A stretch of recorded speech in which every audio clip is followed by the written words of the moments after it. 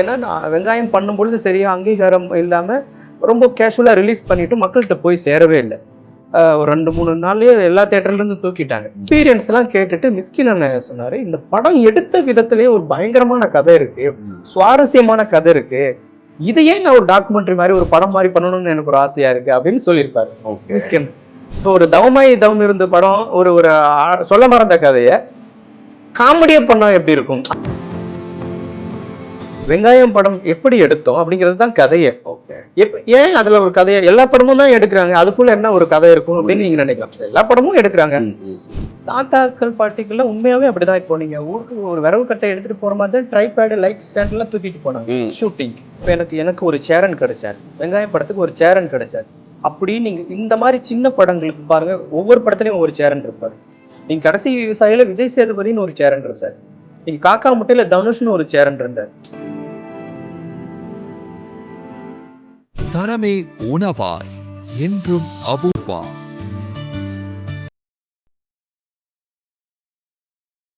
Sir வணக்கம். வணக்கம். எப்படி இருக்கீங்க? ரொம்ப நல்லா இருக்குங்க. நீங்க நல்லா இருக்கீங்க? பயோஸ்கோப் அப்படின்னு ஒரு படத்துக்காக காத்திருக்கோம். இந்த படத்துக்கான ஒரு காரணம் இருக்கும்ல, அந்த காரணம் அதாவது உலகம் முழுக்க மெட்டா ஃபிலிம் மெத்தட்ன்ட்டு ஒரு ஃபிலிம் மேக்கிங் டைப் இருக்குங்க. அது என்னன்னா வந்துட்டு ஒரு படம் எடுக்கிறது தொடர்பான கதைகளை தேர்ந்தெடுத்து எடுக்கிறது, அந்த கதைக்குள்ள படம் எடுக்கிறது சம்பந்தமா இருக்கும். இது இப்படி ஒரு படம் பண்ணணும்னு நான் தீர்மானிக்கல. வெங்காயம் நான் பண்ண படம் தான் எனக்கு இப்படி ஒரு தேவையை உருவாக்குச்சு. ஏன்னா நான் வெங்காயம் பண்ணும்பொழுது சரியா அங்கீகாரம் இல்லாம ரொம்ப கேஷுவலா ரிலீஸ் பண்ணிட்டு மக்கள்கிட்ட போய் சேரவே இல்லை. ஒரு 2-3 நாள்லயே எல்லா தியேட்டர்ல இருந்து தூக்கிட்டாங்க. அந்த தூக்குற டைம்ல ரோகிணி மேடம் சொல்லி சேரன் போய் தியேட்டர்ல படம் பார்த்துட்டு, சூப்பரா இருக்குங்க இந்த படம், இந்த படத்தை இப்படி ரிலீஸ் பண்ணிட்டாங்களே, ஏதோ ஒரு சரி பண்ணிட்டாங்க, நடந்துருச்சுன்னு விட்டுறக்கூடாது, இதை வந்து எப்படியாவது மக்கள்கிட்ட கொண்டு போய் சேர்த்தணும் அப்படின்னு சொல்லிட்டு சினிமா வரலாற்றிலே இல்லாம ரிலீஸ் ஆன ஒரு படத்தை நிறுத்தி அதோட டிசைன்ஸ், அதோட பேட்டர்னா உள்ள ஃப்ரேம்ல எல்லாம் எதுவும் கவி அந்த வெளியில நம்ம பப்ளிசிட்டி எல்லாம் வேற மாதிரி பண்ணி தமிழ் சினிமாவில் இருக்கிற அத்தனை இயக்குனர், ப்ரொடியூசர், ரைட்டர் எல்லாரையும் வர வச்சு அந்த படத்தோட ரிவ்யூஸ் எடுத்து பயங்கரமா ப்ரொமோஷன் பண்ணார். எல்லாரும் ரொம்ப சிலாகிச்சு பேசினாங்க, அந்த படம் உண்மையா பேசினாங்க. அப்படி ஒரு பெரிய புரட்சி நடந்த மாதிரி நடந்துச்சு அந்த காலகட்டத்தில். இன்னைக்கு டைரக்டர்ஸ் எல்லாம் நம்ம ஒரு படத்தை பத்தி ரிவ்யூ போட்டு நம்ம எடுத்து போடுறோம் இல்லைங்களா, அது வெங்காயம் படத்துல தான் ஸ்டார்ட் ஆச்சு. அவர் ஏற்படுத்தின அந்த மாற்றம் தான். அப்போ அவ்வளவு பெரிய மாற்றம் ஏற்படும் பொழுது அந்த நான் எப்படி படம், அந்த படத்துல இருந்த கண்டென்ட் ஒரு விஷயம், அந்த படத்தை எப்படி எடுத்தேன் அப்படிங்கிறதும் ஒரு விதமா கொண்டாடப்பட்டுச்சு. ஏன்னா இவன் யாருக்காகவும் எதிர்பார்க்கல, இவன் ஒரு ஸ்ட்ராங்கான கண்டென்ட்டை ரெடி பண்ணிட்டான், அதை போய் சொல்லியிருக்கான், எங்கேயும் வந்து ஒர்க் அவுட் ஆகல, இதை டவுட்டா பாக்குறாங்க, அவனுக்கு வந்து யோசிக்கிறானுங்கும் போது இவன் கான்பிடண்டா இறங்கி அடிச்சுட்டான். ஆனா இவ்வளவு முக்கியமான கண்டென்ட் வேற யாரு உள்ள வந்து பண்ணியிருந்தாலும் கன்ஃபியூஸ் பண்ணியிருப்பாங்க, இவனா பண்ணும்போது தான் அது நடந்துச்சு. அப்படிங்கும் பொழுது அது எப்படி எடுத்தாங்க அப்படிங்கிற ஒரு பேட்டர்ன் வந்துச்சு. அப்ப அந்த படத்தை எடுக்கும் பொழுது அதுல நடிச்சவங்க, அந்த படத்துக்கு வேலை செஞ்சவங்க எல்லாம் ஒரு பெரிய ஷோக்கு வந்திருந்தாங்க. ஒரு டிபேட் மாதிரி பண்ணாங்க. இந்த பக்கம் ஃபுல்லா டைரக்டர்ஸ், இந்த பக்கம் ஃபுல்லா அந்த படத்துல பங்கெடுத்துக்கிட்டவங்க. அப்போ வந்து அந்த படத்துல பங்கெடுத்தவங்களோட எக்ஸ்பீரியன்ஸ் எல்லாம் கேட்டுட்டு மிஸ்கின் அண்ணன் சொன்னாரு, இந்த படம் எடுத்த விதத்திலேயே ஒரு பயங்கரமான கதை இருக்கு, சுவாரஸ்யமான கதை இருக்கு, இதையே நான் ஒரு டாக்குமெண்ட்ரி மாதிரி ஒரு படம் மாதிரி பண்ணணும்னு எனக்கு ஒரு ஆசையா இருக்கு அப்படின்னு சொல்லியிருப்பாரு மிஸ்கின்.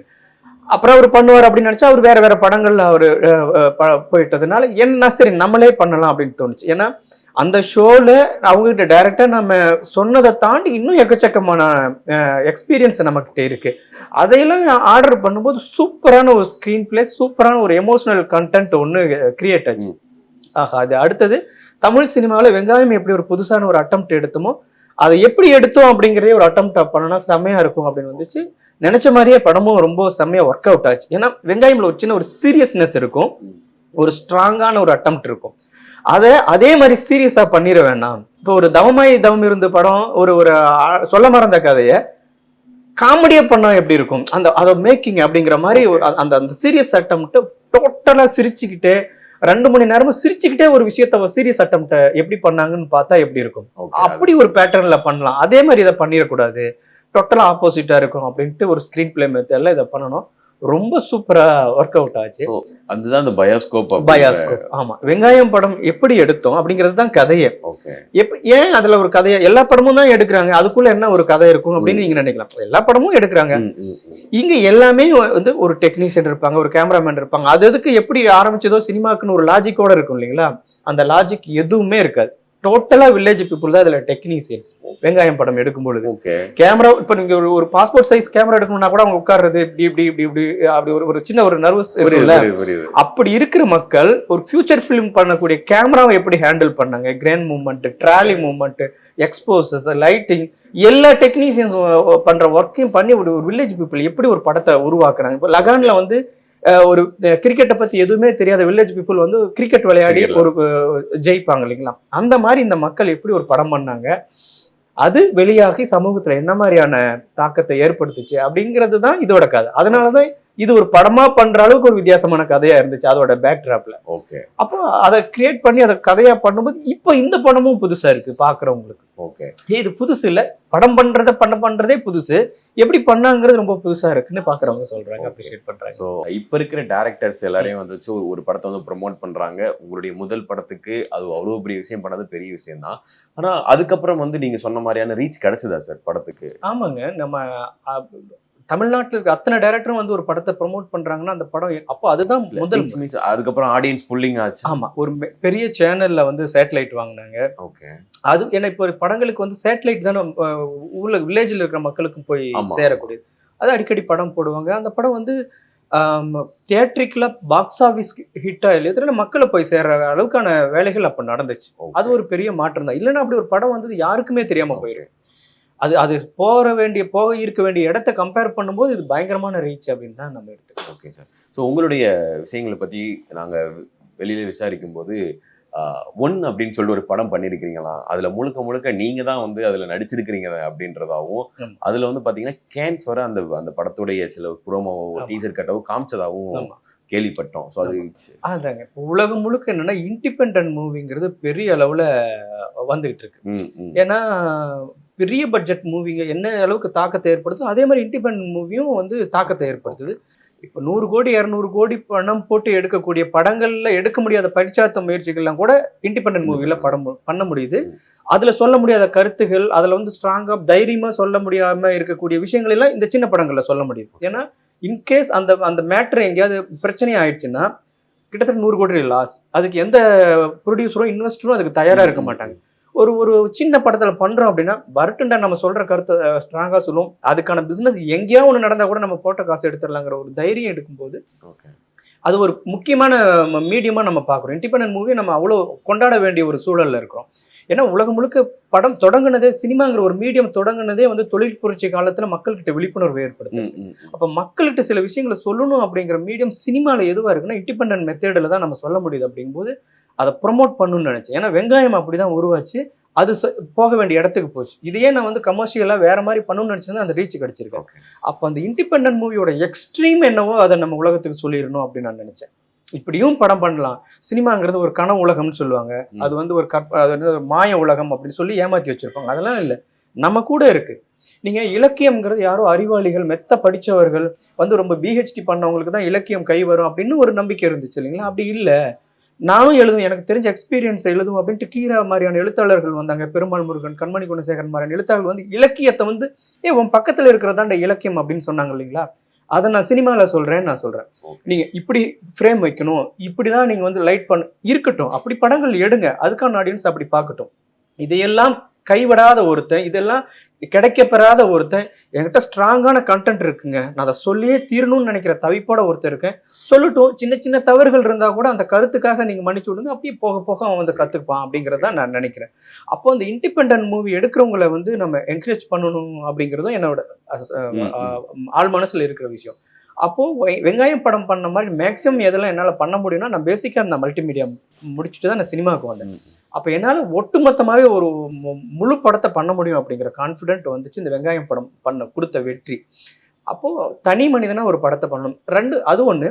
இன்னொரு விஷயம் என்னன்னா, உலகம் முழுக்க கவனம் பெற படங்கள் 2. ஒன்று பெரிய பட்ஜெட்ல எடுத்து பெரிய விளம்பரம் கிடைக்கிற படம், இன்னொன்று வந்து இந்த மாதிரி வித்தியாசமான முயற்சிகள் இருக்குல்ல. காஸ்டா வேணா அவர் ஒரு தீவுக்குள்ள போய் மாட்டிப்பாரு, எப்படி வருவாரு, 127 ஹவர்ஸ்ல வந்து ஒரு கை மாட்டிக்கும், அவர் எப்படி வருவார், இந்த மாதிரியான கண்டென்ட்டுக்காக ஒரு படங்கள் வந்து ஒரு ஐகானிக்கலா இருக்கு இல்லைங்களா. அந்த மாதிரி இந்த படம் ஒருத்தரே பண்ண படம், இந்த படத்துல வேற யாருமே இருக்க மாட்டாங்க அப்படின்னா எப்படி இருக்கும். ஒரு கேரக்டர் கூட அது நீங்களா தான் நடிச்சிருப்பீங்க. ஆமாங்க, இப்போ அதுல சின்ன சின்ன கேரக்டர்னு பார்த்தா ஒரு 500 கேரக்டருக்கு மேல இருக்கும். மெயின் கேரக்டர் ஒரு 20 கேரக்டர் இருக்கும்.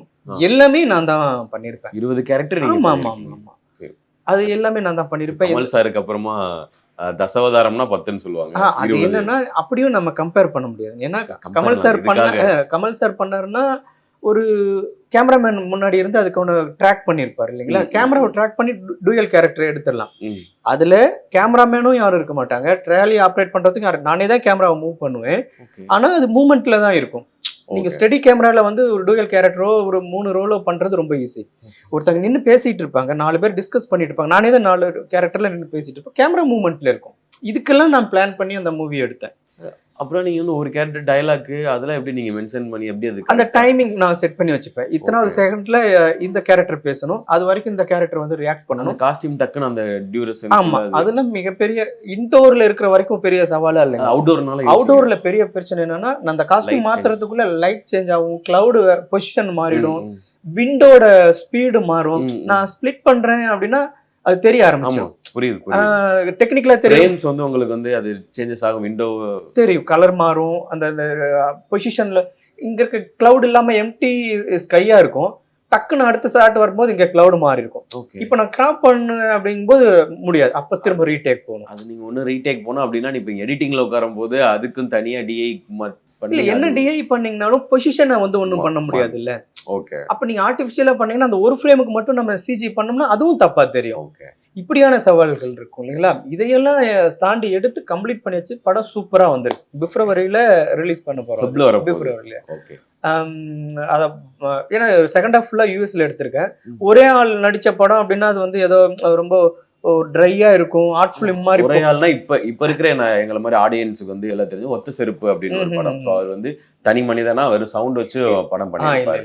ஆனா உங்களுடைய பாணின்றது எனக்கு என்ன புரிஞ்சுது அப்படின்னு நீங்க சொல்லும் போது, நீங்க மட்டும் தான் நடிச்சிருப்பீங்க, அதாவது ஒரு 20 முக்கியமான ஒரு கேரக்டர் நடிச்சிருப்பீங்க, நீங்க தான் கேமரா ஹேண்டில் பண்ணிருப்பீங்க, ஒரு 500 ஜூனியர் ஆர்டிஸ்ட் இந்த மாதிரி இருந்தாலும் அதுல முக்கிய கதாபாத்திரம் நடிச்சு எல்லா வேலையும் நீங்க தான் பண்ணிருப்பீங்க. கிட்ட சொல்ல போனா ஒரு சின்ன வேலையை கூட வந்து வேற யாரோட உதவியுமே இல்லை. நீங்க எந்த டைட்டில் போகும், ஒரு 10 நிமிஷம் போகும், அதுல எல்லாமே என் பேர் தான் வரும், அப்படிதான் இருக்கும்.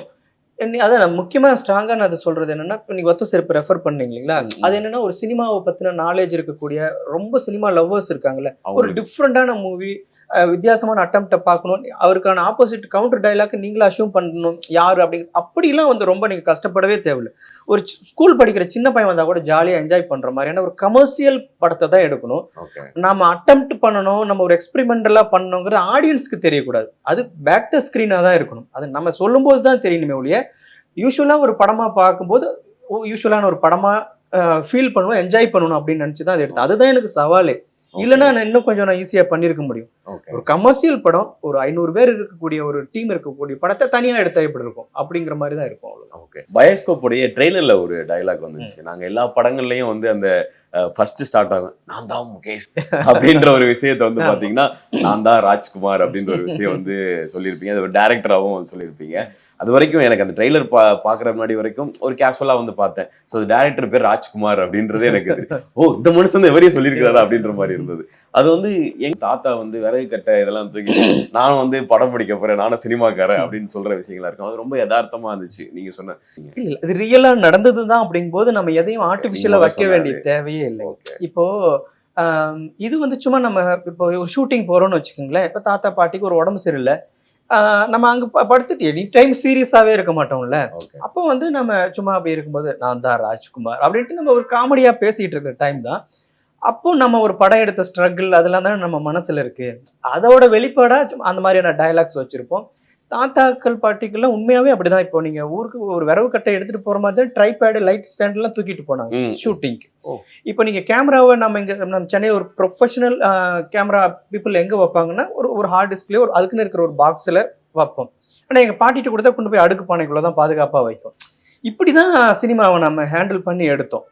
நீங்க வந்து ஹார்ட் டிஸ்கை எங்க வைக்கணும்னு நினைச்சீங்கன்னா தலைவாணி வச்சு அடுக்கி வச்சு ஒரு பானைக்குள்ள வைப்பாங்க. இப்படிதான் இந்த சினிமாவே உருவாச்சு. உண்மையாவே ஒரு சொல்லும் போதே எனக்கு ஒரு மாதிரி ஓகே, அதாவது அங்கங்க இருக்கும் போது அது எங்க இருக்குமோ அது அங்க இருக்கும் அப்படின்ற ஒரு கண்டென்ட் என்னன்னா சேஃப்டியா இருக்கு, அவ்வளவுதான். அதுதான் வந்து பயோஸ்கோப் கொடுப்போம் அப்படின்ற ஒரு ஃபீலும் வந்து கிடைக்குது. ஆனா வந்து இண்டஸ்ட்ரியில வந்து பாத்தீங்கன்னா இப்ப பயோஸ்கோப்புடைய அந்த ஒரு ட்ரெய்லரை வந்து Arya sir, Samuthirakani sir, so இவங்க எல்லாரும் வந்து அதை வெளியிட்டு இருக்கிறாங்க.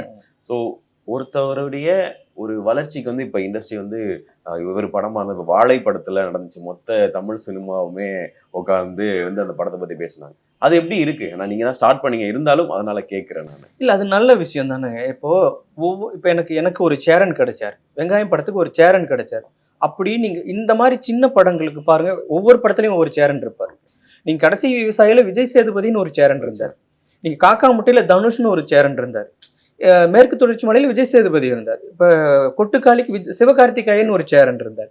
இந்த மாதிரி ஒரு சேரன் நான் வளர்ந்து நான் காப்பாத்தி வச்சிருக்கிற ஒரு நேம, நான் ஒரு இண்டஸ்ட்ரியில ஒரு நேம உருவாக்கிட்டு அந்த நேம என்ன மாதிரி கஷ்டப்பட்டு புதுசா ஒரு இயக்குனருக்கு நான் பயன்படுத்திக்கணும்னு நினைக்கக்கூடிய நல்ல மனிதர்கள் இருக்கிறதுனால இந்த இண்டஸ்ட்ரியில அது வந்து பிராண்ட்ன்ற ஒரு இதுல வந்துருதா? இப்போ வந்து சிவகார்த்திகேயன் அப்படின்றவர் கொட்டுக்காளி கொடுத்தாரு. இதுக்கு முன்னாடி கூழாங்கல்னு அவரே தான் பண்ணாரு. அது எத்தனை பேருக்கு தெரிஞ்சு எத்தனை பேர் பார்த்தாங்க அப்படின்றது. ஆனா படம் பார்க்கும்போது ரொம்ப யதார்த்தமா இருக்கே அப்படின்ற ஒரு ஃபீல் கிடைச்சு. கொட்டுக்காளி ஒரு விமர்சனங்களுக்கு உள்ளாக்கப்பட்டது காரணமும் சிவகார்த்திகேயன் தான். சோ வேற யாரும் பண்ணியிருந்தாங்கன்னா அது வந்து போயிருக்குமான்னு தெரியல. நீங்க சொன்ன மாதிரி பிராண்ட் அப்படின்றது முக்கியமா. இப்ப ராஜ்குமார் அப்படின்றவரு இருக்கிறாரு, சங்ககிரி ராஜ்குமார். அவரை வந்து ஒரு லுக்கா அவர் வந்து ஃபெமிலியரா ஆடியன்ஸ்க்கு தெரியாது. இல்ல அதனால கேட்க இல்ல அது அவங்க பிராண்ட் பண்ணணுங்கிறதுக்காக நடக்கல. புரியுது என்ன நடந்திருக்கும் அப்படின்னா, கொட்டுக்காளியில கண்டிப்பா சிவகார்த்திகேயன் நடிச்சிருந்தா அதோட டோன் மாறி இருந்திருக்கும் இல்லைங்களா? கடைசி விவசாயில எவ்வளவு கஷ்டப்பட்டு அந்த மக்களா மாறி விஜய் சேதுபதி நடிச்சாரு இல்லைங்களா? அந்த மாதிரி காக்கா முட்டையில தனுஷ் போய் நடிச்சிருந்தா டக்குன்னு டோன் மாறி இருக்கும். இப்போ இது ஒரு அங்கீகரிக்கப்பட்ட படம், கவனிக்கப்பட்ட படம் அப்படின்னு சொல்ல வேண்டிய இடத்துல வேற எதையும் வைக்க முடியல. இயக்குனர் வேற ஒரு இயக்குனர் ஒரு கதை எழுதிட்டு வர்றாரு. அந்த வழங்கும் அந்த ப்ரொடக்ஷன் அப்படிதான் ஒரு அறியப்பட்ட ஒரு இயக்குனரோட அல்லது ப்ரொடக்ஷன் கம்பெனியோட நேம்ல வரும்போது இது முக்கியமான படங்கிற அடையாளப்படுத்துறதுக்காக கூட நம்ம நீங்க சொன்னது கரெக்டா இருந்துச்சு. ஒரு வார்த்தை சொன்னீங்க, ஆல்ரெடி வந்து சினிமால ஒரு விஷயம் பண்ணிட்டு மக்கள் இவர் பண்ணா கரெக்டா இருக்குப்பா அப்படின்ற ஒரு பேரை சம்பாதிச்சு வச்சவங்க பண்ணும்போது அது வந்து அது ஒரு பாசிட்டிவான ஒரு விஷயமா மக்களுக்கு வந்து செலக்ட் பண்றதுக்கு ஈஸியா இருக்கு. 10 படங்கள் வருது வாரத்துல. இந்த இயக்குனர் வெளியிடுற படம் அல்லது இந்த ப்ரொடியூசர் கம்பெனில இருந்து வர படம் கண்டிப்பா குவாலிட்டியா இருக்குன்னு செலக்ட் பண்றதுக்கு ஈஸியா இருக்கு. போய் ஏமாந்துட வேணாமே, ஓகே போலாம், துணிஞ்சு போலாங்கிற ஒரு கிளாரிட்டியை கொடுக்கு. ஓகே. ஸோ ஒவ்வொரு டைரக்டருக்கும் ஒரு விஷயம் இருக்கும். இப்போ நீங்க வந்து இத்தனை காலங்களா வந்து பண்ணிட்டு இருக்கிறீங்க. ஏன்னா சர்வைவல் அப்படின்றது இப்போ சோசியல் மீடியாலாம் இருக்கு. அதனால வந்து சர்வை பண்றது ஒரு டைரக்டருக்கோ ஒரு ஆக்டருக்கோ ரொம்ப ஈஸின்னு கூட சொல்லிடலாம். ஆனா உங்களுடைய காலகட்டங்கள்ல எனக்கு தெரிஞ்சு பாலுமகேந்திரா சார் இருந்த காலகட்டத்துல இருந்து உங்களை வந்து வெங்காயம் அப்படின்ற ஒரு படமா இருக்கட்டும், ஸோ ஒரு சர்வைவல் அப்படின்றது எப்படி இருக்கு உங்களுக்கு? ஏதாவது ஒரு படம் நடிச்சிருக்கீங்களான்னு கேட்டா இல்ல என்ன தெரியுங்களா நடந்துச்சு, வெங்காயம்ங்கிற ஒரு படம் இருக்குல்ல, இன்னைக்கு வரைக்கும் எனக்கு காப்பாத்துச்சு. அந்த படம் கொடுக்குது. அந்த பேர் எங்க போய் நின்னாலும் என்னுடைய கஷ்டம் கூட டக்குன்னு ரெகக்னைஸ் பண்ண முடியுது. இவன் வந்து சும்மா வேணும்னு கஷ்டப்படல, இவன் கஷ்டப்படுறது ஒரு ரீசன் இருக்கு. இவன் துணிஞ்சு நான் நல்ல படம் தான் பண்ணிட்டு கஷ்டப்படுறான் அப்படிங்கும்போது எல்லாருக்குமே வந்து என்னை வந்து ஏனோதோனு கவனிக்கக்கூடிய இடத்துல கலைஞனா வந்து அங்கீகாரம் கொடுத்துச்சு. ஒரு கலைஞன் என்ன சொல்ல வரான்னா அந்த மக்களுக்காக பாடுபடுறான் அப்படிங்கிற மாதிரி இருந்துச்சு. அப்போ எனக்கு அந்த கஷ்டங்கள், நிறைய கஷ்டங்கள், நான் எவ்வளவு கஷ்டங்கள் கண்டிப்பா கிரியேட்டர்ஸுக்கு அது வரதுதான். அந்த கஷ்டங்களை தாண்டி வரும்பொழுது கூட அந்த நல்ல படம் பண்ண டைரக்டருங்க கூடிய அந்த ஒரு கார்டு இருக்கு இல்லைங்களா, ஒரு கவசம் இருக்குல்ல, அது வந்து என்னை காப்பாத்திக்கிட்டே வந்துச்சு. ஒரு நண்பர்கள் கூட வந்து இதுக்கு நான் ஒரு கிரவுட் ஃபண்டிங் மாதிரி தான் நாங்க பண்ணியிருக்கோம்னா கூட அப்படி இவன் கண்டிப்பா அடுத்த படமும் நல்ல படமா பண்ணுவாங்க நம்புனாங்க. அந்த நம்பிக்கையை வெங்காயம் படம் கொடுத்துச்சு. குறிப்பா நீங்க சொன்ன இந்த ஸ்ட்ரகிள் நான் தாண்டறதுக்கு ஃபேமிலி சப்போர்ட் இல்லைன்னா கண்டிப்பா நடந்திருக்காது. என் ஃபேமிலி எனக்கு ரொம்ப சப்போர்ட் பண்ணாங்கன்னா நான் அவங்களோட மிங்கிளாகி தான் இந்த படத்தையே பண்ணினேன். அவங்களுக்கு தெரியும் இதோட ஸ்ட்ரகிள் என்ன, இது எங்க இப்படி பண்ண படம் முன்னாடி என்ன மாதிரி ரீச் ஆச்சு, இப்ப இது என்ன ஆகும் அப்படிங்கிறதுலாம் இருக்குல்ல. இப்போ கண்டினியூஸா என்னுடைய அப்பா அம்மாவா இருக்கட்டும், தம்பிகளா இருக்கட்டும், மனைவியா இருக்கட்டும், அவங்க அப்பா அம்மாவா இருக்கட்டும், என்னைக்கா இருந்தாலும் வரது ரொம்ப கிளாரிட்டியாவும் நல்லதாகவும் வரும். அது எவ்வளவு சம்பாதிக்குங்கிறதெல்லாம் வேணாம், நல்ல வேலையை செய்வான், அதை மக்களுக்கான வேலையை செய்வான் அப்படிங்கிற நம்பிக்கை இருந்துச்சு இல்லைங்களா. அது வந்து பயோஸ்கோப் அப்படின்ற ஒரு பேர் இருக்கு. இதுக்கு வந்து இன்னொருத்தர் வந்து தொடர்புடையவரா இருக்கிறாரு. யாரா இருக்கும்? பார்த்திபன் சார். அவரு என்னோட வெங்காயம் படத்தை பார்த்து ரொம்ப சிலாகிச்சு பேசினவர், எனக்கு ரொம்ப பிடிச்ச ஒரு இயக்குனர்.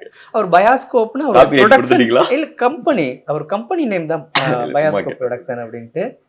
இது நம்ம டைட்டில் ரெஜிஸ்டர் பண்றோம்ல, அங்க எங்கேயாவது சிக்கல் இருந்தா அவங்களே இந்த டைட்டில் இல்லைன்னு சொல்லிடுவாங்க. ஏற்கனவே வச்சிருக்காங்க. அப்படி டைட்டிலா யாரும் ரெஜிஸ்டர் பண்ணல.